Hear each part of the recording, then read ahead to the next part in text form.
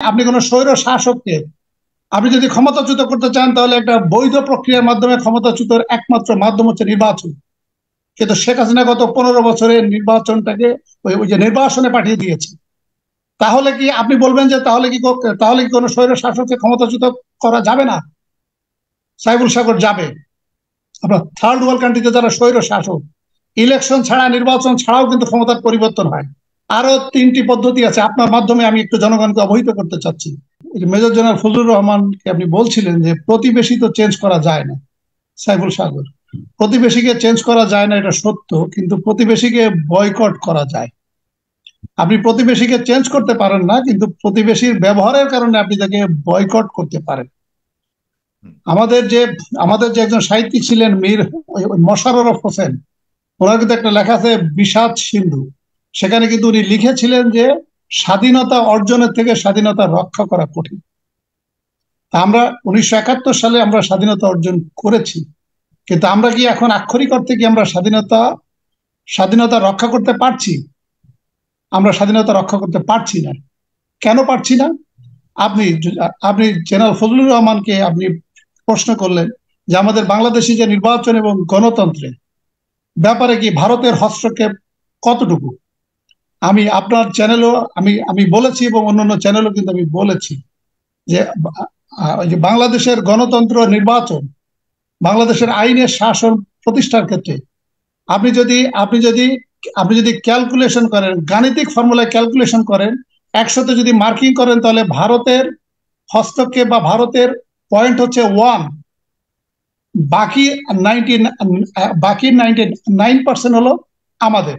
আপনি হয়তো বলবেন যে তাহলে আপনি বলবেন যে ভারত 1% হস্তক্ষেপ দিয়ে এইভাবে গত 15 বছর শেখ হাসিনাকে অসাংবিধানিক প্রক্রিয়ায় ক্ষমতায় রাখছে কিভাবে। সাইবুল সাগর, আপনাকে বুঝতে হবে এই যে 99% আপনাকে যেটা বললাম, এই 99% হচ্ছে শেখ হাসিনার কূটকৌশল, জনগণের ব্যর্থতা, বিরোধী রাজনৈতিক দলের ব্যর্থতা এবং আমাদের যারা কুশীলব। আপনি যে 2014 সালে যে নির্বাচন, 2008 সালে যে নির্বাচন, 2018 সালে যে নির্বাচন, 2024 সালে যে নির্বাচন, এখানে কিন্তু ভারতের সেনাবাহিনী সে কিন্তু ডিউটি করে নাই। এখানে কিন্তু ভারতের পুলিশ বাহিনী সে ডিউটি করে নাই। এখানে কিন্তু ভারতের ইলেকশন কমিশনার সে ডিউটি করে নাই। এখানে কিন্তু ভারতের কোন ভোটার বা ভারতের কোন জনগণ সে কিন্তু ভোট দেয় নাই। সবই করেছে কিন্তু আমাদের জনগণ। আপনার যে সোশ্যাল যে মিডিয়াতে যে যে তালিকা এসেছে যে আমাদের 7ই জানুয়ারি 2024 নির্বাচন 26 জন কুশীলবের নাম এসেছে, সেখানে সেনাপ্রধান, পুলিশ প্রধান, বিডিআর ডিজি, র্যাবের DG, chief justice, cabinet secretary, আইন সচিব, জনপ্রশাসন সচিব, স্বরাষ্ট্র সচিব, পররাষ্ট্র সচিব, এইভাবে 26 জনের নামের তালিকা এসেছে। প্রকারান্তর এই 26 জন কিন্তু সংবিধানের অপব্যাখ্যা দিয়ে, সংবিধানের আর্টিকেল 7A(1)(b) লঙ্ঘন করে, সংবিধানের ব্যত্যয় ঘটিয়ে এই শেখ হাসিনাকে গত 15 বছর ধরে ক্ষমতায় রেখেছে। এই কাজটি প্রথম করেছে জেনারেল মঈন, দ্বিতীয় করেছে ইকবাল করিম ভুইয়া, তৃতীয় করেছে জেনারেল আজিজ, চতুর্থ করেছে বর্তমান সেনাপ্রধান জেনারেল শফিউদ্দিন।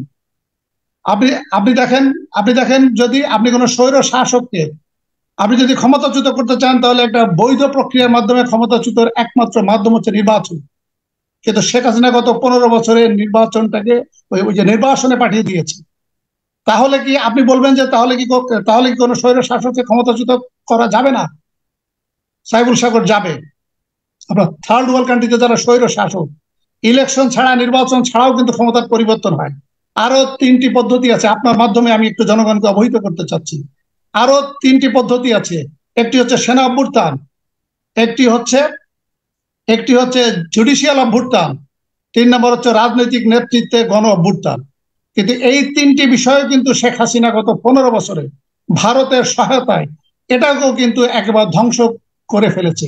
যেটি আমার আগের বর্ণনা আমি বললাম যে 4 জন সেনাপ্রধান কিভাবে ভারতের সহায়তায়, ভারতের প্রেসক্রিপশনে শেখ হাসিনাকে একজন কুশীলবের দায়িত্ব পালন করে ক্ষমতায় রেখেছে।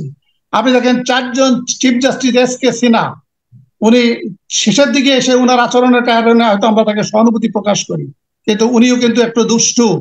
উনি কিন্তু জামাত নেতাদের কিভাবে ফাঁসি দিয়েছে স্কাইপে কেলেঙ্কারি কিন্তু আমরা কিন্তু দেখেছি। এবিএম খায়রুল হক, 18 মাস পরে, 16 মাস পরে আইনের ভুল ব্যাখ্যা দিয়ে আমাদের দেওয়ানি কার্যবিধির 152 ধারা লঙ্ঘন করে উনি কিন্তু বিচারের যে জাজমেন্ট, প্রোনাউন্স জাজমেন্ট পরিবর্তন এনেছেন, যেটি উনি আনতে পারেন না। আমাদের যে প্রধান বিচারপতি মাহমুদ হোসেন, উনি 2014 সালে যে নির্বাচন কমিশনকে নিয়োগ দিলেন, একইভাবে উনি অ্যাপিলেট ডিভিশনে বিচারপতি থাকার সময় 2018 সালে নির্বাচন কমিশনকে নিয়োগ দিয়েছেন। বর্তমান প্রধান বিচারপতি ওবায়দুল হাসান, উনিও কিন্তু একইভাবে এই যে আওয়াল সাহেবের নাম কোন রাজনৈতিক দল থেকে প্রস্তাব করা হয় নাই।